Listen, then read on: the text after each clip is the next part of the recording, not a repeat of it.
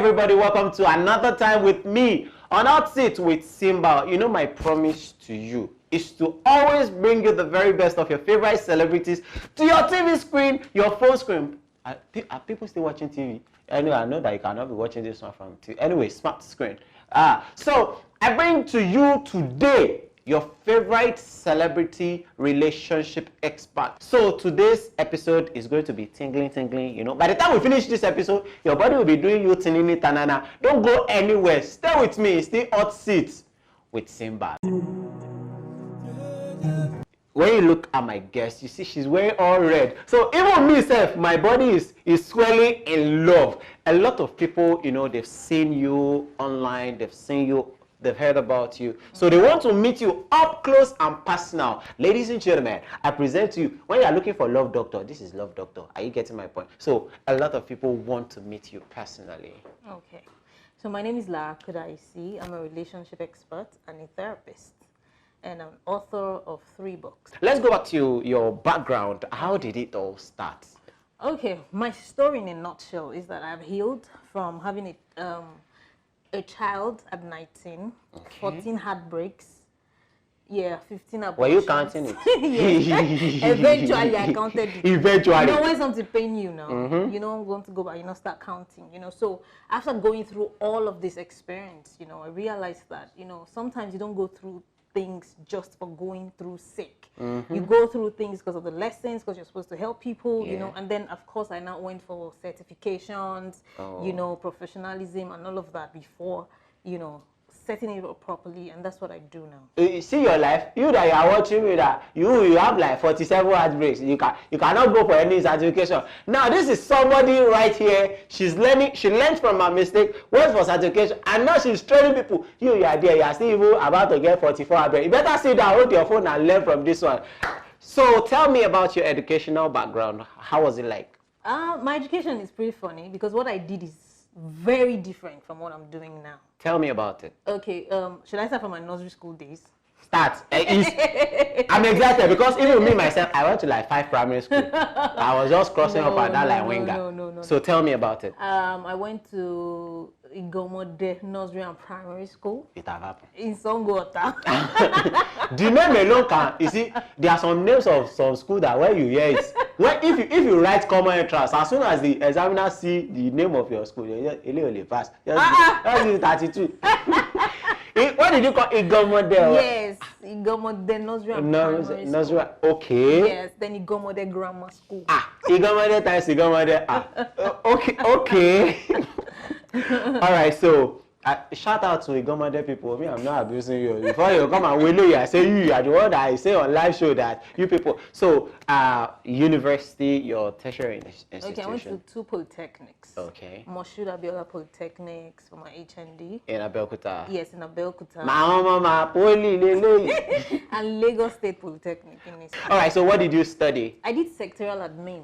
Okay. In both, courses. All right. For my OND and my HND. You said something about the outbreaks and yes. a lot about it. Which one is the most remarkable that if you see the person on the road like this, if not for the fact that you have if you are driving tipper on this side and the person is driving a Range Rover the other, you cross the tipper and crush him. That boy, if I catch him. He must be a Yoruba boy. How do you know? Oh, in fact, let me guess his name. His name cannot be Ade Seyi Ola Yinka. You see? His name is not there, but it's a Yoruba dream. Yoruba like you people. Like them. Because at this point, I don't have tribe. I don't have tribe. What do I look like? Do I look like Yoruba to you? Sanu? Kedu? Tell us about it. Okay, so we were in church together. Yes, it's brother of God. Brother of God. I know you are watching. If you off your phone, your charger will blow. Continue. So we had this relation. We are choosing wedding date too. I'm telling you, we are choosing a wedding date, seeing its parents, and all of that. Calm down now. There are some brother of God that don't have fear of God. You've not heard me. Okay, please. So we're going to get married. Then I got pregnant. Okay. So I now said, let us bring this wedding forward, so that the thing will not show and all of that. And then this brother was like, lie, can't happen, you know. You just remove the pregnancy and then we'll continue with the marriage. You know, so of course, I wanted to marry now. And then I removed the pregnancy. And then 7 days after, brother came and said he's not doing it again. That God that spoke to him before did not speak to him again. You know, so that was like the most devastating experiences, you know, because, you know, we were going to marry, we had chosen a wedding date, everybody knew each other, you know, and stuff like that. So how did you walk around it? How did you, because, you know, we are saying it now, it's funny, a lot of people are laughing, but I'm sure it wasn't a funny experience. How did you walk around it? The most singular experience that broke me, I'm telling you, till date, it's the most painful.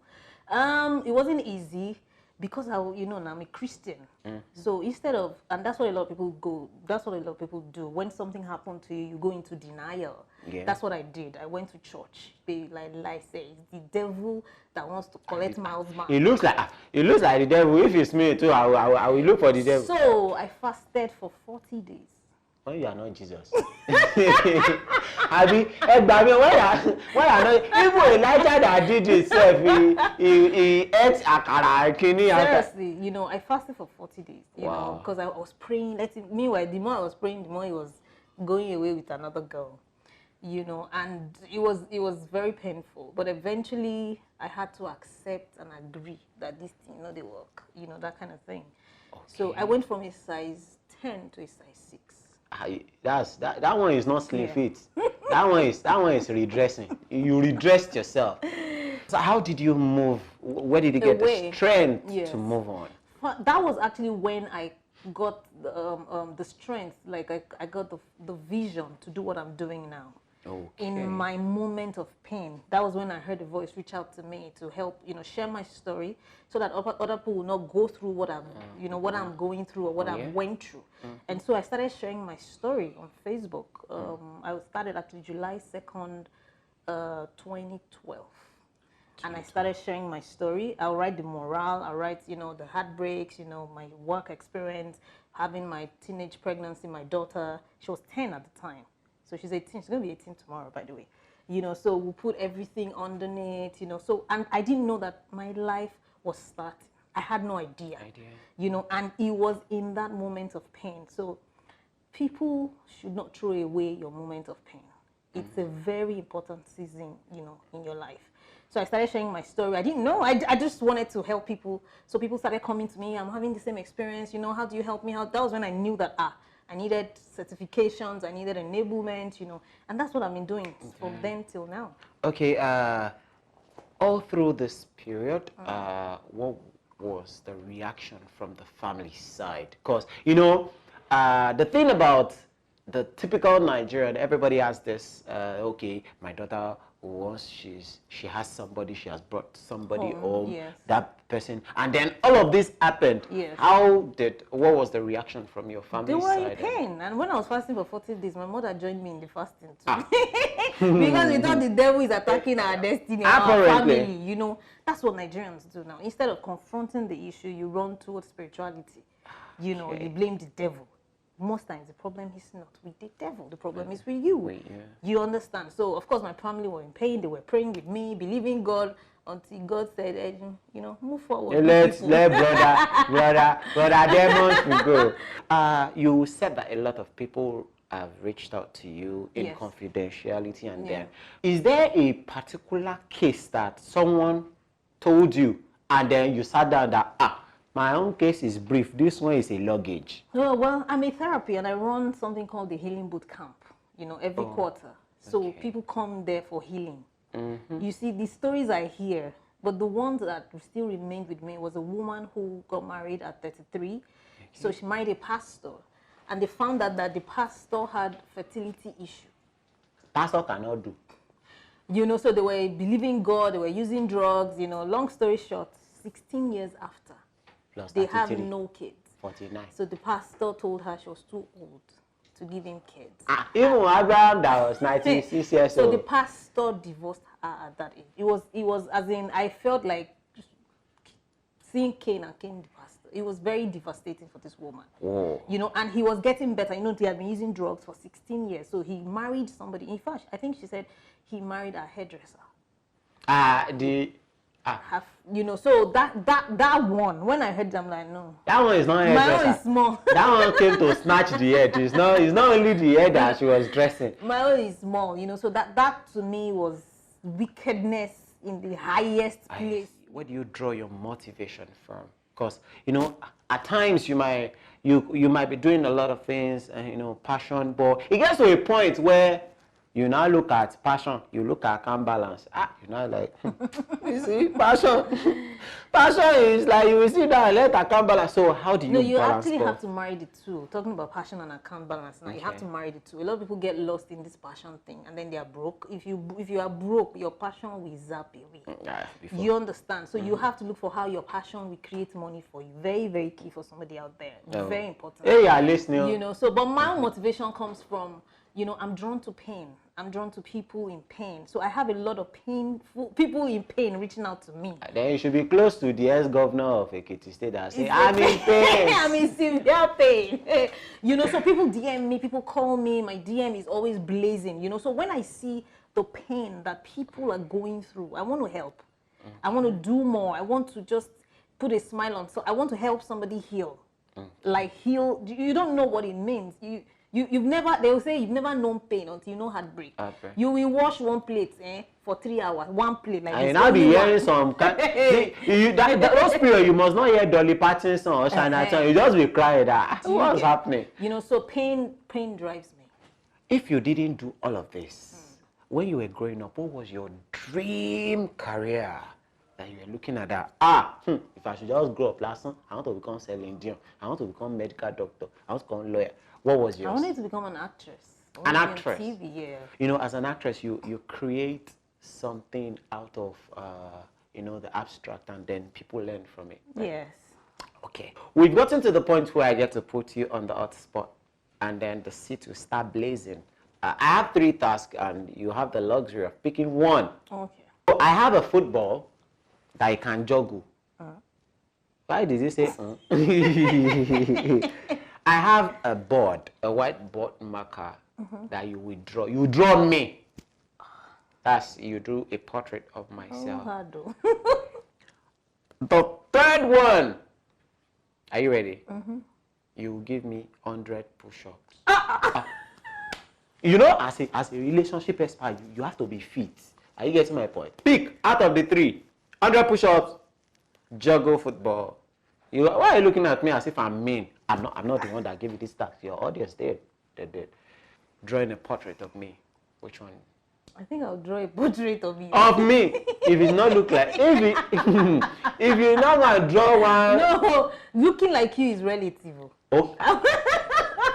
Okay, from your own perspective, Abby. Yes, from my perspective. All right. So guys, I'll get a board and a marker, and she will draw me. If she draw nonsense, if she draw nonsense, I will now look for the person that will settle the fight between myself. I say you are a relationship expert. Me too, I'm a relationship expert for today. All right, guys, can I get the board, please?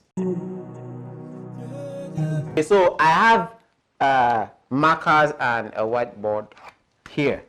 You chose to draw a portrait of me. No, you did not pick red because red is danger. You picked blue. Yeah. Whatever you will draw here. Draw with the fear of God. Please don't watch when I'm drawing. No, I'm not watching. It is when I'm done. Draw with the fear of God. You are drawing one line. Draw with the fear of God. Leave me alone. You are distracting me. We are not be distracted. Please, if you are watching this and the thing is not looking like me, just off your phone and come back in like. Wait, are you drawing flag? This one I just. You've been drawing one since morning. When is not rainbow? Do I look like rainbow? No. I need to change this task. I think I'm done. I hear dots now. Kilole. In the name of God, I will not be. Please. I want to make your structure sticker so that your bones will not fall away. This is not my structure. No hand. People, viewers at home, your relationship expert did not draw she not get the challenge. In fact, let's end the show. Till I come your way again, and never again to bring this type of challenge on this show. I remain my humble self, Simba, and this is your celebrity, your favorite relationship expert, Lara Kudaisi. I'll be back in your faces, but never, ever, ever, ever think that this is a portrait of me. Thank you.